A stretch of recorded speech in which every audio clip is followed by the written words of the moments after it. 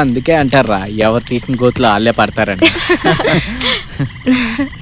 ఏదేమైనా నీ స్టోరీలో లవ్, హర్రర్, సెంటిమెంట్, డ్రామా అన్నీ ఉన్నాయిరా. సినిమాల్లో ట్రై చేయి, మంచి రైటర్ అయిపోతావు. నెక్స్ట్ కథ ఓడి చెప్తా. నేను చెప్తా. పవన్ చెప్పిన కథలో యాక్సిడెంట్ జరగడం వల్ల దయ్యం వచ్చింది.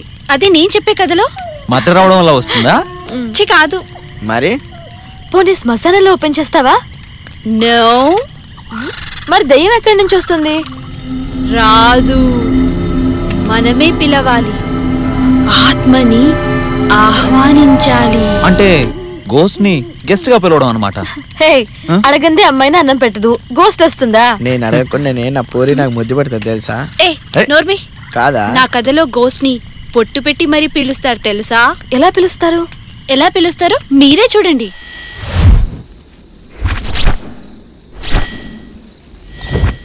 అది కాదు మౌని, నేను చెప్పేది విను. మా అమ్మ నాన్న ఊరెళ్ళారు, పని మనిషి కూడా వెళ్ళిపోయింది. ప్రియాని తీసుకుని వెంటనే ఇక్కడికి వచ్చాయి. నువ్వు ఇంకేం చెప్పకు, నేను ఫోన్ కట్ చేస్తున్నా. కరెక్ట్గా 10 minutes లో మీరిద్దరూ ఇక్కడ ఉండాలి.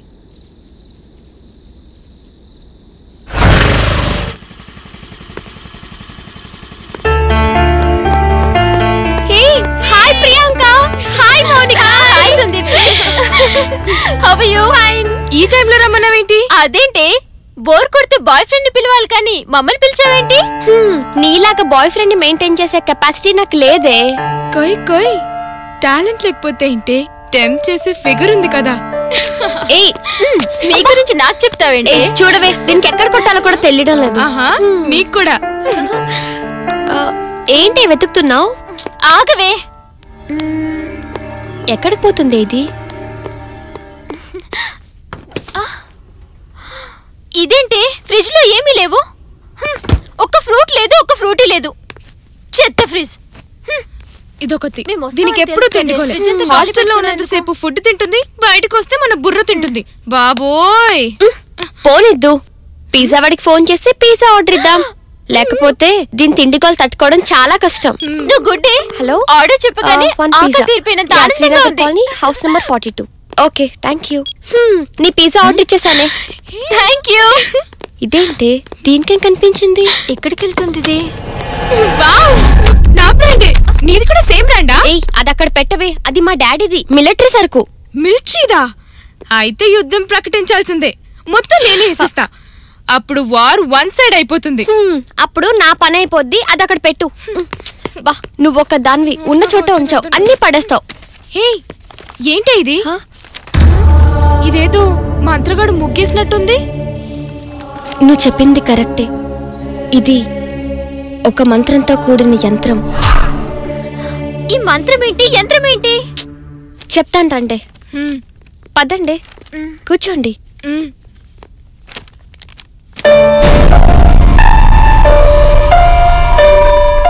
ఏవి, నీకు ఒకసారి నేను చెప్పాను కదా స్పిరిట్ గేమ్ అని, అదేనే ఇది.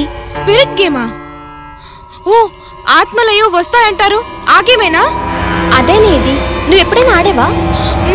జస్ట్ విన్నానంతే. అమ్మో, నాకు ఈ దయ్యాలంటే భయం. అయినా ఈ దయ్యాల గేమ్ ఏంటే? ఏయ్, చెప్తాను వినవే. స్పిరిట్ గేమ్ అంటే ఆత్మని ఆహ్వానించడం. ఆహ్వానించడం అంటే? ఆత్మని బొట్టు పెట్టి పిలవడం అన్నమాట. కరెక్ట్. చైనా, జపాన్ దేశాల్లో ఈ ఆట ఎక్కువగా ఆడతారు. నిజమా? దీన్ని ఎలా ఆడాలి? ప్లీజ్ చెప్పవే. హే, వద్దే బాబు, నాకు దయ్యాలంటేనే భయం. ఇక వాటితో ఆటలు ఎందుకు? పిరికిదానా, భయం ఎందుకే? ఇది జస్ట్ గేమ్. ఎలా ఆడాలో చెప్తాను, విను. ఇదిగో, మనం ఇక్కడ కాయిన్ పెట్టి దాని మీద మన ముగ్గురం వేలు పెట్టి కమాన్ స్పిరిట్ అని పిలవాలి. కోరికలు తీరకుండా చనిపోయిన వాళ్ళు ఆత్మలవుతారంట కదా, అలాంటి ఆత్మల్ని పిలిచి వాటి గురించి తెలుసుకోవడమే ఈ గేమ్.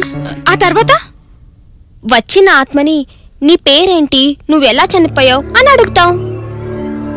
వచ్చిన ఆత్మ పేరు రవి అనుకో, ఇదిగో ఈ కాయిన్ మీద వేలు పెట్టి ఆర్ దగ్గరికి వెళ్ళి తర్వాత ఏ దగ్గరికి వచ్చి తర్వాత వి దగ్గరికి వచ్చి చివరిగా ఐ దగ్గరికి వస్తే వచ్చిన ఆత్మ పేరు రవి అని మనకు అర్థమవుతుంది. అలాగే చనిపోయిన వారి వయసు కూడా ఈ నంబర్స్ ద్వారా మనకు తెలుస్తుంది. అంటే మనం వేసే క్వశ్చన్స్ కి కాయిన్ ద్వారా సమాధానం ఇస్తుందన్నమాట. నాకు అసలే భయం. ఈ టైంలో ఆత్మల్ని పిలవడం అవసరం అంటావా? నువ్వేంటి ఇంత పిరికిదానివి? నేను చూడు ఎంత ధైర్యంగా ఉన్నాను. హలో నేనేం దానంత పెరుగుదాన్ని కాదు. I'm ready. Let's play the game. సరే లెట్ us స్టార్ట్. హే వద్దే ప్లీజ్, నాకు భయమే. ఏం కాదే, నేను ఉన్నాను కదా. ఏమే ఆ కబోర్డ్ లో క్యాండిల్స్ ఉంటే వెళ్ళి తీసుకురా. సరే. క్యాండిల్స్ ఎందుకే? ఆత్మలు ఎక్కువ వెళ్తుంటే రావు, అందుకే ఈ గేమ్ ని క్యాండిల్ లైట్స్ లోనే ఆడతారు. కమ్ ఆన్, తొందరగా తీసుకురా. వస్తున్నానే. ఇదిగో తెచ్చిసా. ఏయ్ ఇది అక్కడ పెట్టు. పెట్టు.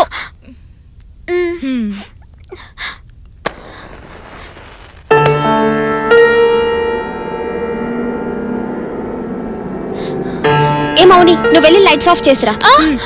లైట్స్ ఆఫ్ చేయొద్దు ప్లీజ్, నాకు భయమే. ఇలాగే ఆడదాం కావాలంటే. ఇలా ఆడితే ఆత్మలు కాదు కదా, ఆఖరికి నీ లవర్ కూడా రాడు. నువ్వు వెళ్ళి ఆఫ్ చేసిరా. సరే.